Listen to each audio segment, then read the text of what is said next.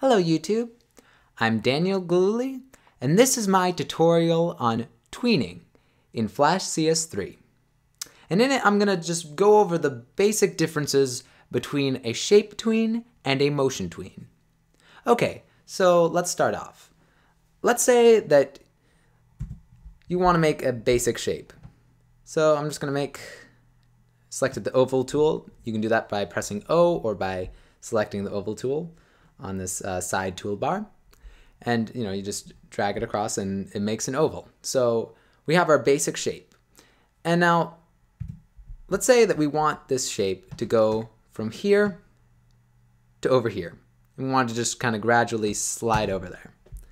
Okay, so first what we're going to do is we're going to select the frame that we want it to be there by, and we're going to press F6, or you could also go under Insert, Timeline, and Keyframe.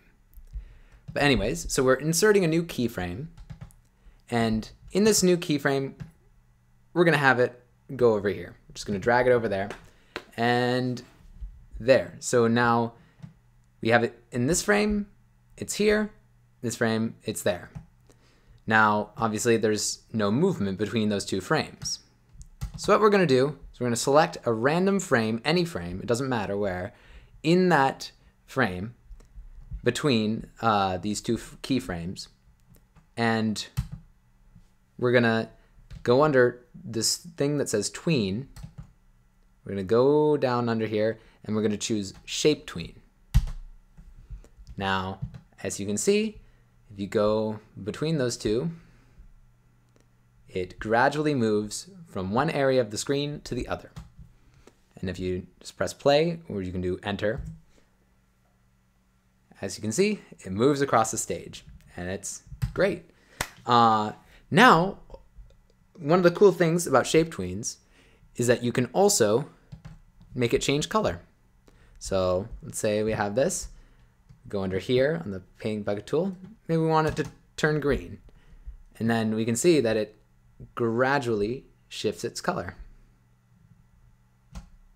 And you could also change the alpha, and the alpha basically means how visible it is, like how transparent it is, rather.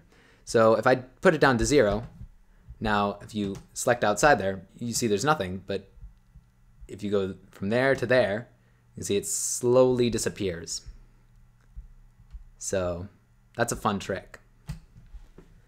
Now, while shape tweens can be very useful, you can't always use them, because sometimes if you use a shape tween, it won't work with more complicated shapes. So I'm gonna get rid of this circle. I'm gonna make a new shape, and I'm gonna kind of just go crazy, kind of make something random.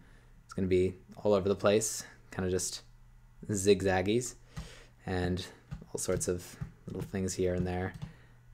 And I'm gonna just have a little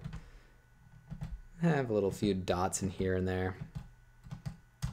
And we'll use the paint bucket tool, just make a few little things here and there. Okay, now as you see, this is kind of a complicated shape. There's a lot going on in it. It's kind of weird. So let's see what happens if we use the same technique, make a new keyframe, and we move this from there to over here. Let's see how it looks when we do a shape tween. Okay, now as you can see, it still moves from one area of the screen to the other side of the screen, but as you can also see, there's a lot of weird stuff going on in there. It's not just keeping in its shape, it's doing some weird stuff. So how do we make it so that it can go from one side of the stage to the other without it doing all that weirdness? Well, here's what you do. You take this, you select the frame, and you can press F8, or you can go under Modify and Convert to Symbol. You can also press F8. And you can name your symbol whatever you want. Let's just call it symbol 1. And you can make it a movie clip or a graphic clip. Let's just make it a movie clip. That's a little simpler. Okay, but a graphic clip works fine too. So now we're going to do the same thing. We go over here, press F6, or go under Insert and Keyframe. And then, so now we're going to move it where we want it to go. Have it move over here. And now, in between here, we're going to go under Tween. And instead of a shape tween, we're going to do a motion tween. So, as you can see, it slowly goes from one side of the stage to the other. Now, the thing with a motion tween is that you cannot change the color from one side to the other. It's going to stay the same. So that's a little bit more difficult to do.